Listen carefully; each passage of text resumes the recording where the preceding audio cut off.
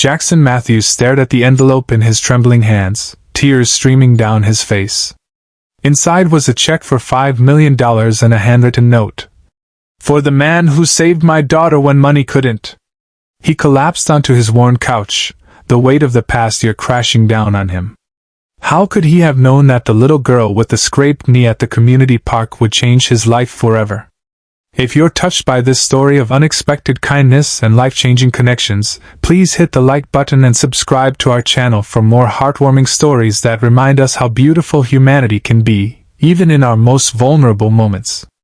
The first time Jackson Matthews saw Sara Collins, she was sitting alone on a bench at Westside Community Park, clutching her knee and trying not to cry.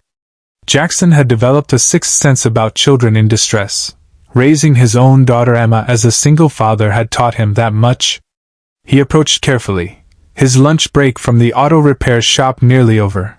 But something about the girl's quiet dignity as she fought back tears made him pause. "That looks like it hurts," he said gently, crouching down to her level. "Mind if I take a look?" The girl, thin with auburn hair pulled back in a practical ponytail, regarded him with wary green eyes. "My mom says I shouldn't talk to strangers." Jackson nodded approvingly. "Your mom is absolutely right. I'm Jackson. I work at the garage across the street." He pointed to his name stitched on his work shirt. "What's your name?" "Sara," she said after a moment's hesitation. "Sara Collins." "Well, Sara Collins, I have a first aid kit in my truck, and I'm on my lunch break. Would you like me to help clean that up? We can stay right here where everyone can see us." Sara considered this, then nodded. The scrape wasn't serious, but Jackson cleaned it carefully, applied antibiotic ointment, and a bandage from the kit he kept for his own daughter. "Where's your mom or dad?" he asked as he worked. "Mom's at work. I'm supposed to be at summer camp, but I didn't want to go today." Her chin jutted out defiantly. "The other kids make fun of my clothes." Jackson recognized that look, the same stubborn determination his 15-year-old Emma had when fighting her own battles. "That's tough. Kids can be mean sometimes. They say I dress like a poor person," Sara continued, her voice small. "But Mom says we have to be careful with money." Jackson finished bandaging her knee. "You know what? When I was your age, I wore the same 3 t-shirts all summer long. Kids teased me too." He smiled. "But now I fix expensive cars for a living, and those same kids bring their broken-down vehicles to my shop." This earned him a small smile. "Really? Really? Now, should we call your mom? She's probably worried." Sara's face fell. "She'll be mad I left camp." "Maybe. But she'll be more worried than mad, I promise." Jackson offered his phone. "Do you know her number?" Sara recited it, and Jackson dialed, explaining the situation to the woman who answered. The voice on the other end was controlled but clearly concerned, promising to come immediately. Jackson assured her they would wait right there on the bench. 20 minutes later, a modest sedan pulled up, and a woman hurried toward them. Jackson was struck by how tired she looked, elegant somehow, despite her simple clothes, but with dark circles under eyes that matched Sara's. Her auburn hair was pulled back severely, and she wore no makeup or jewelry. "Sara!" The woman embraced her daughter tightly before turning to Jackson. "Thank you for helping her. I'm Elizabeth Collins." "Jackson Matthews." "It was no trouble. She's a brave kid." Elizabeth's smile was strained. "I can't thank you enough. Sara, we need to talk about leaving camp without permission." She turned back to Jackson. "I appreciate your kindness, Mr. Matthews. Just Jackson, please." And really, it was nothing. As they walked away, Jackson noticed Sara's sneakers, worn at the edges and clearly too small. Something about the pair stayed with him as he returned to work. The contrast between the mother's dignified bearing and their apparent financial struggles nagged at him. That evening, as Jackson helped Emma with her homework, he mentioned the encounter.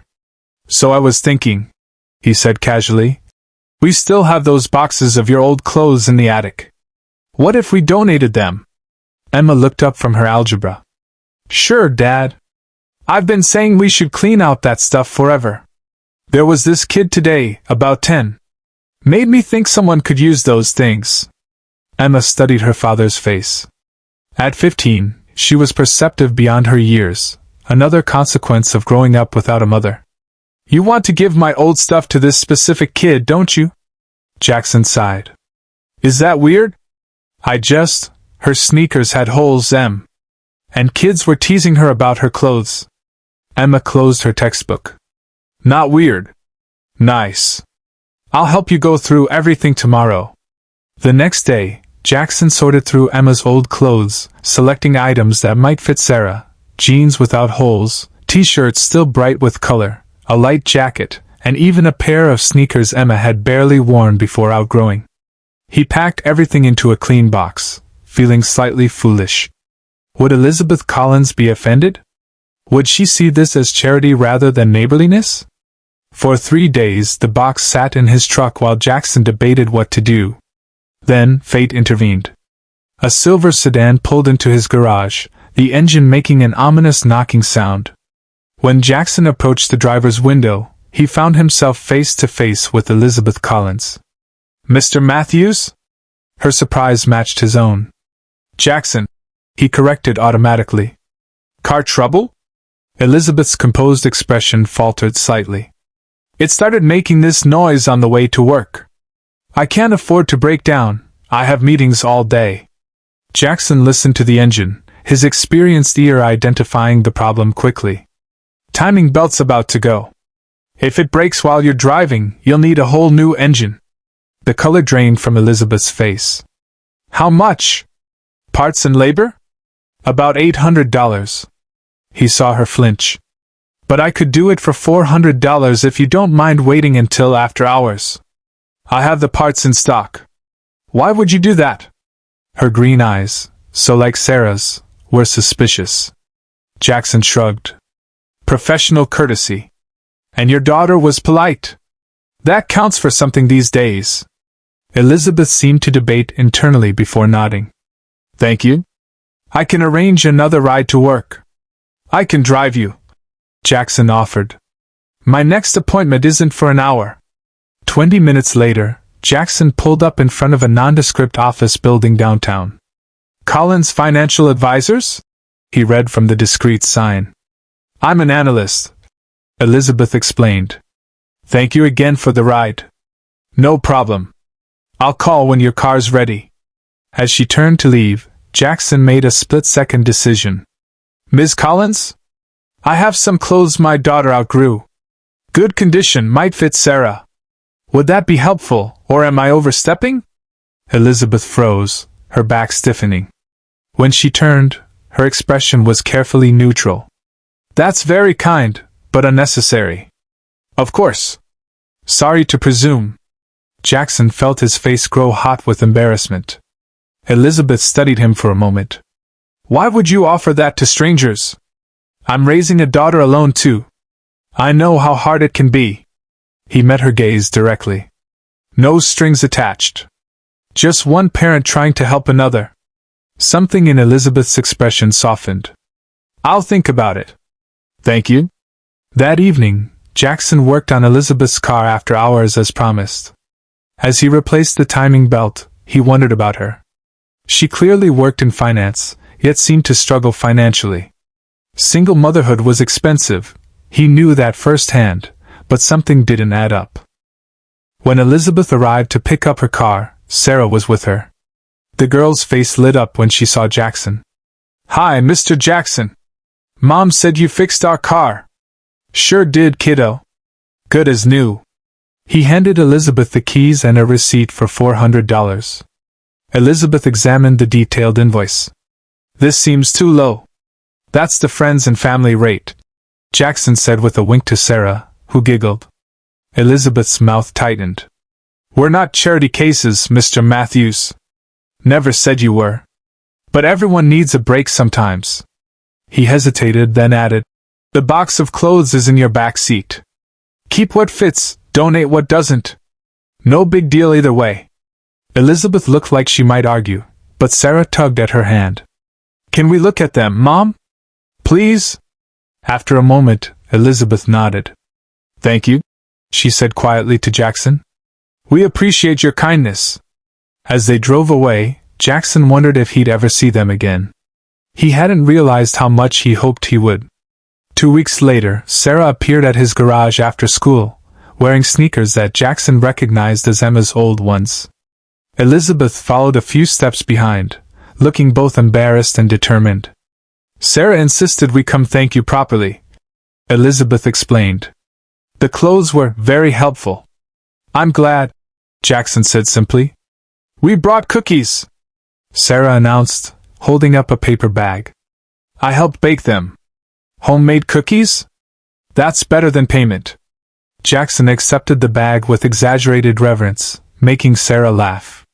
"Actually," Elizabeth said hesitantly, "I was wondering if you might be available for dinner this weekend." "As a proper thank you?" Jackson blinked in surprise. "I'd like that." "Emma too?" "Of course." That Saturday, Jackson and Emma arrived at the address Elizabeth had provided, a modest apartment in a working-class neighborhood. The dinner was simple but delicious: homemade lasagna, garlic bread, and a salad. The conversation flowed easily as the girls discovered shared interests in science and fantasy books. As the evening progressed, Jackson learned that Elizabeth had moved to town 6 months ago from Boston. She was vague about her reasons, mentioning only a fresh start, after changes in circumstances. Sara attended the local public school and was struggling to make friends. "Kids can be tough on the new girl," Elizabeth said, watching her daughter and Emma discuss a book series they both loved. "Emma had a rough time when her mom left," Jackson confided. "Kids that age can be brutal." "Sarah's father died when she was 3, Elizabeth said quietly. "She barely remembers him." "I'm sorry," Elizabeth shrugged. "Life happens. We adapt." After dinner, while the girls washed dishes, Jackson helped Elizabeth clear the table. "You know," he said carefully, "Emma's been looking for a summer job.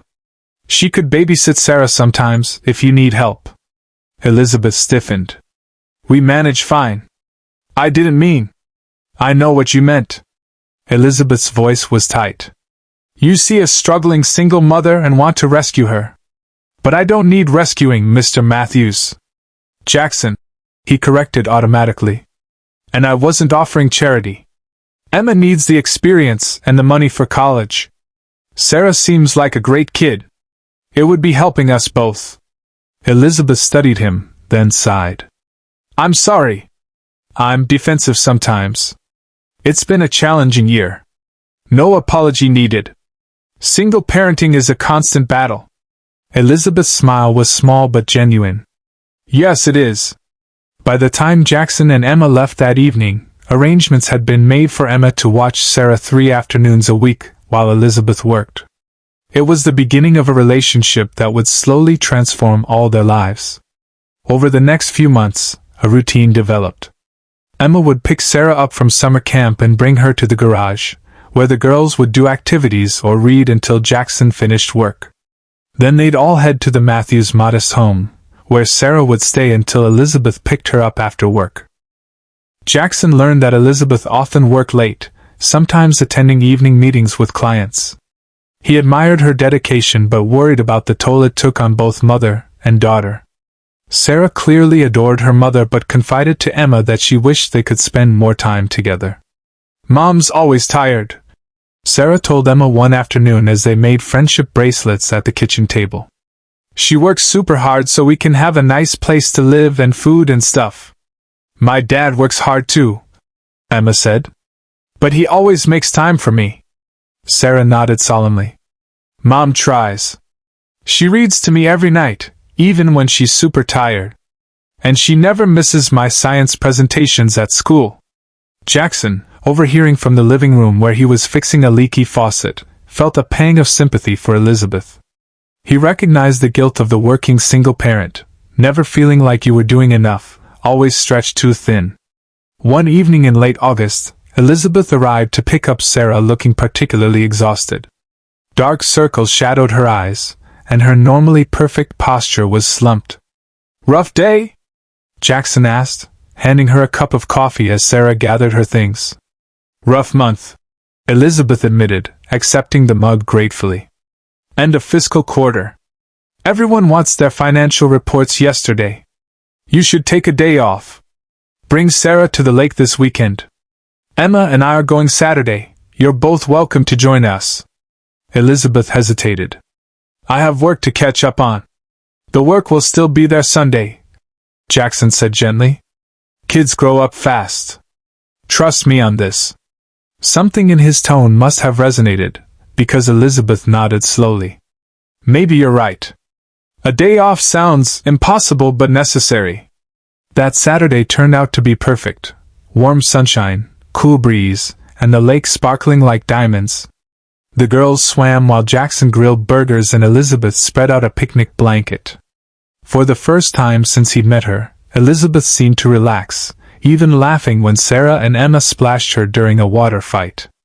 As they ate lunch, Jackson noticed Elizabeth watching him with a thoughtful expression. What?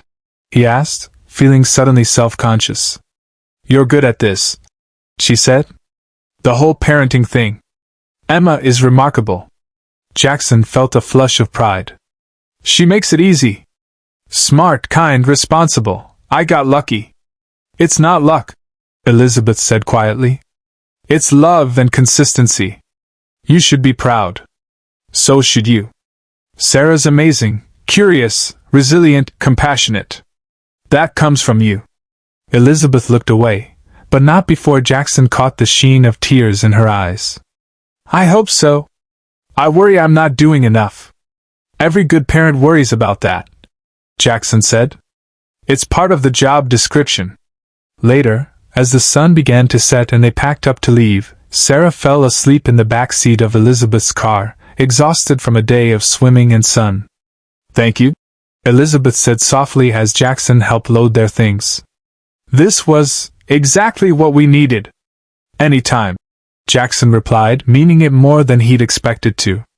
As summer turned to fall, their lives became increasingly intertwined. Emma continued to watch Sara after school, and weekend outings became regular events, hiking trails, visiting museums, or simply gathering for movie nights at Jackson's house. Elizabeth gradually revealed more about herself, her love of classical music, her degree from Harvard Business School, her childhood in a small town in Vermont. What she didn't explain was the disconnect between her obvious education and connections and their modest lifestyle. Jackson never asked directly, respecting her privacy, but he couldn't help wondering.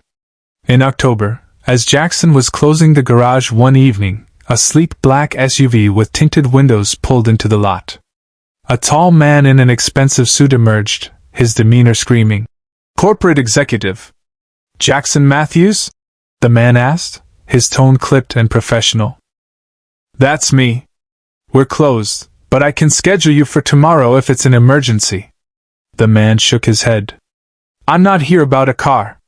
I'm here about Elizabeth Collins. Jackson tensed immediately. What about her? My name is Richard Harrington. I'm Ms. Collins' former employer and current concerned party. He handed Jackson a business card that read, Harrington Capital Management, Boston. What do you want with Elizabeth? Jackson asked, not bothering to hide his suspicion. To help her, Harrington said, his expression softening slightly. Elizabeth worked for me for 12 years. She was brilliant, the best financial analyst I've ever employed. Then her husband died, and eventually she left suddenly. Disappeared with Sara. Disappeared? Jackson repeated, alarm bells ringing. Not illegally, Harrington clarified quickly. She had full custody. But she resigned without notice, sold her house, and moved without telling anyone where she was going. It took us months to find her. Why were you looking? Harrington sighed. Because she left behind a life and career she'd worked incredibly hard to build. Because her clients miss her expertise. Because I'm worried about her. Jackson studied the man, trying to determine his true motives.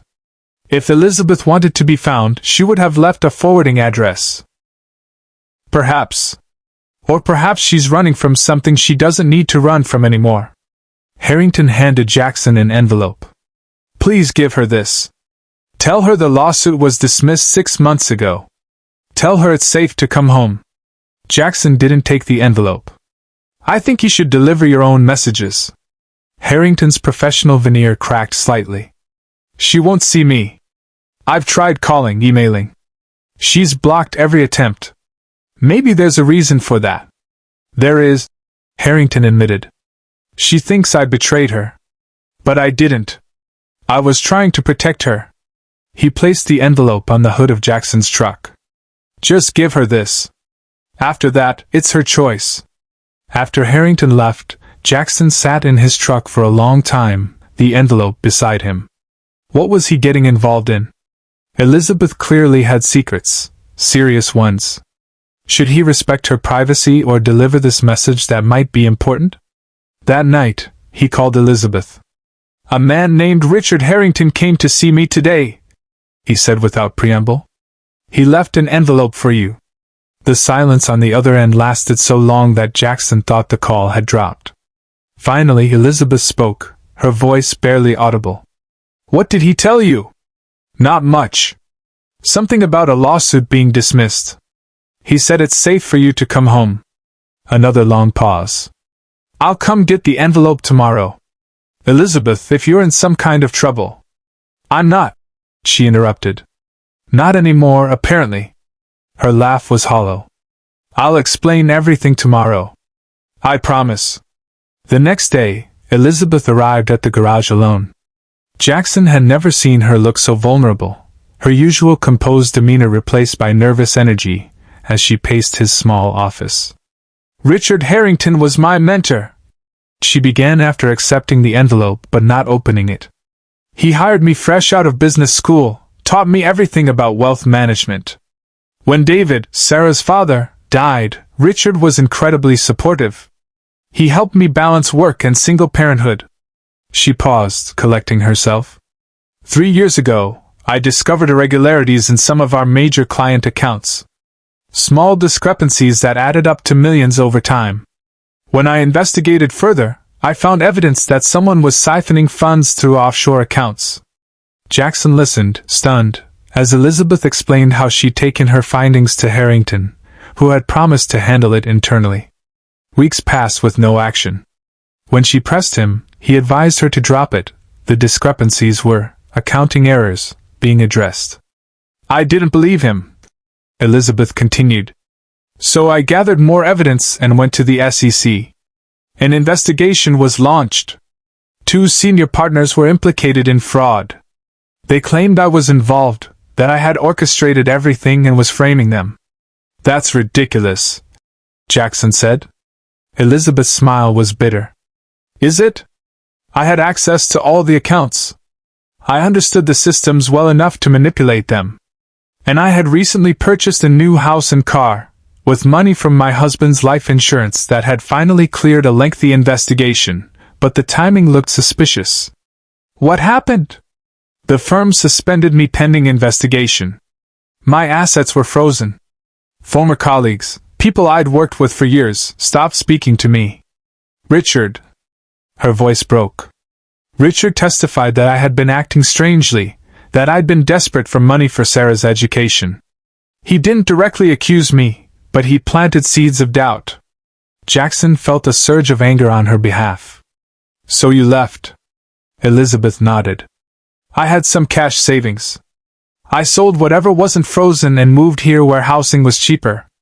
I took a job at a small firm under my maiden name. I was terrified they would find us, that I'd be arrested, that Sarah would end up in foster care. And now Harrington says the lawsuit was dismissed?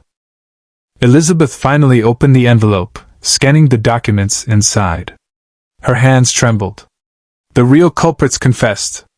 The SEC cleared me completely. My assets have been unfrozen. She looked up, tears streaming down her face. It's over. It's been over for months, and I didn't know.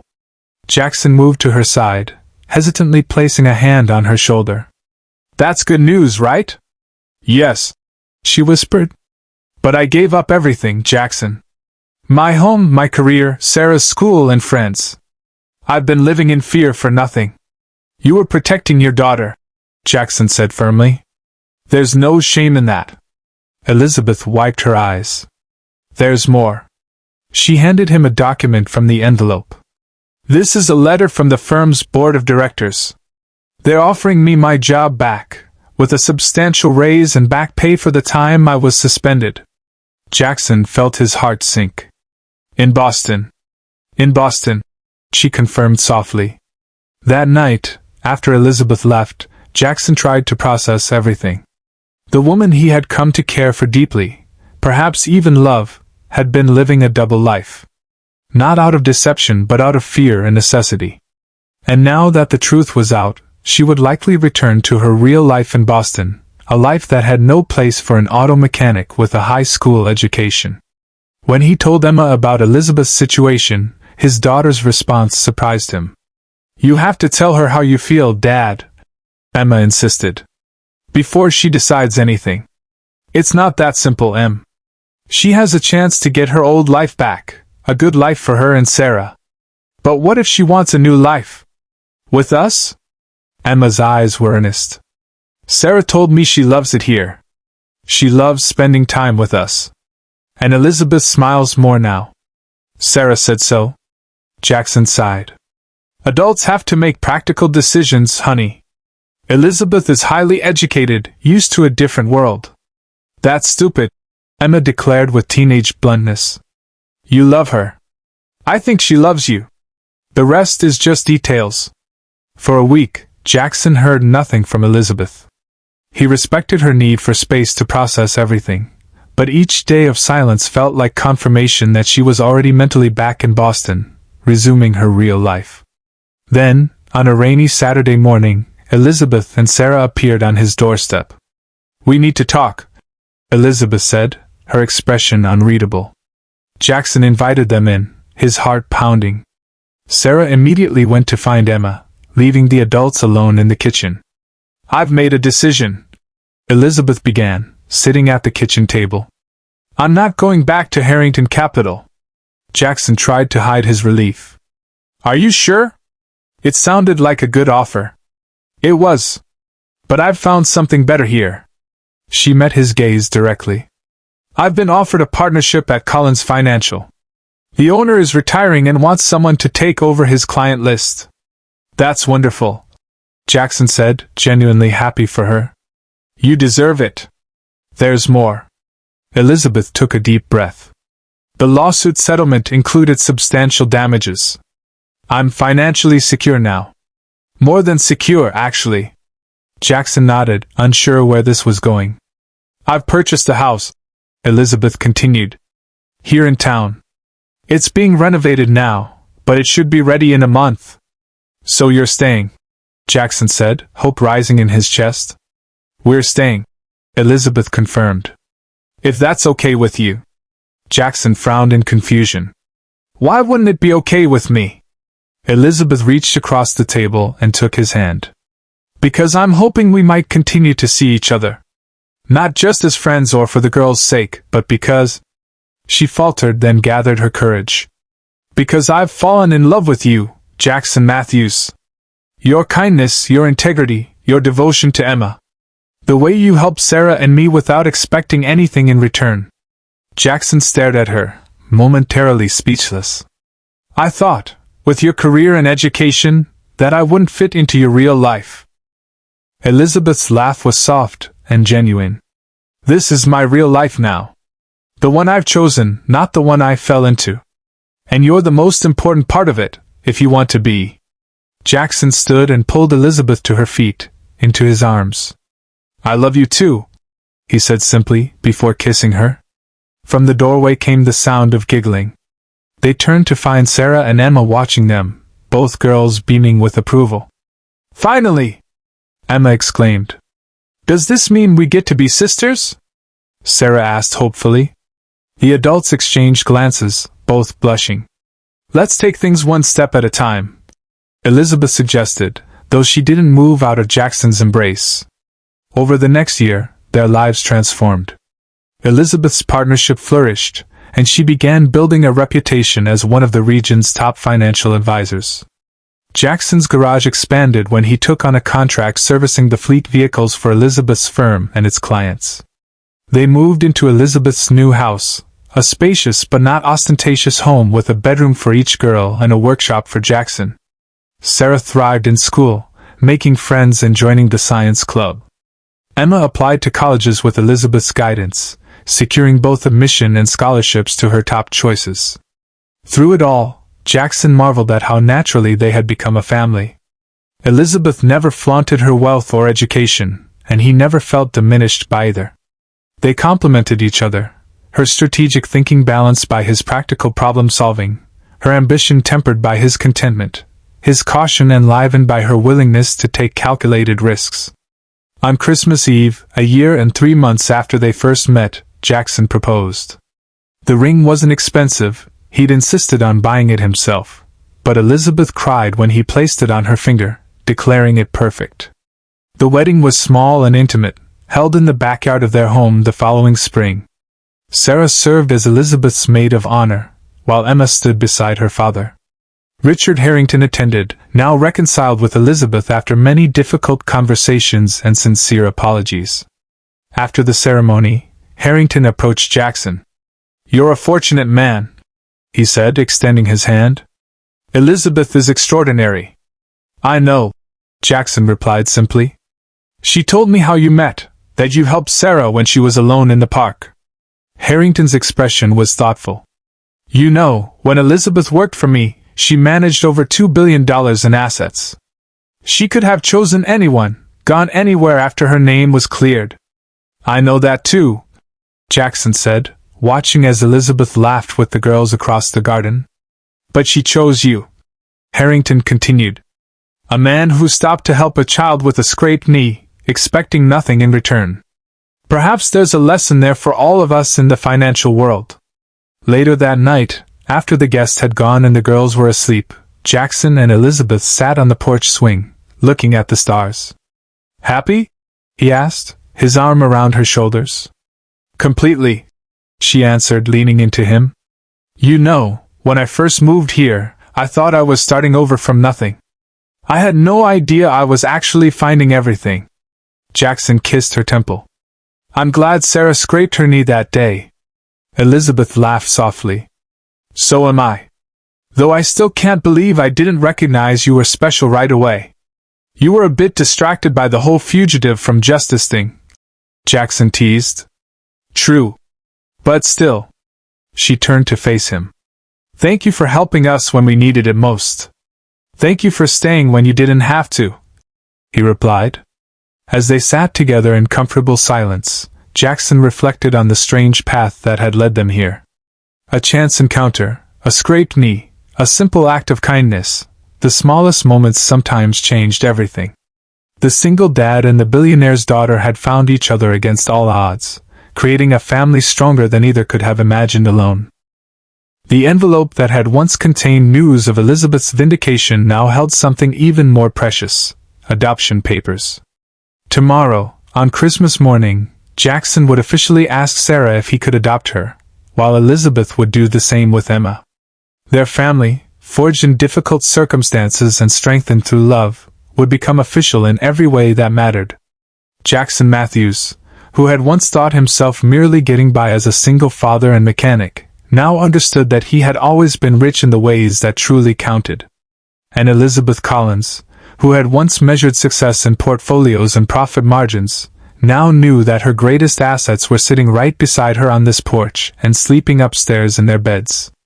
Sometimes the most valuable things in life couldn't be calculated or managed. They could only be recognized when you were fortunate enough to find them, and brave enough to embrace them when they appeared. As the first snowflakes of winter began to fall around them, Jackson and Elizabeth shared a kiss that held both a promise for the future and gratitude for the past, for scraped knees and timing belts, for courage and second chances, and for the unexpected journey that had brought them home to each other. If this story touched your heart, please hit the like button and subscribe to our channel for more emotional stories about unexpected connections and life-changing moments. Remember that kindness costs nothing but can be worth everything to someone who needs it. Share this video with someone who might need a reminder that sometimes the most beautiful beginnings start with the simplest acts of compassion.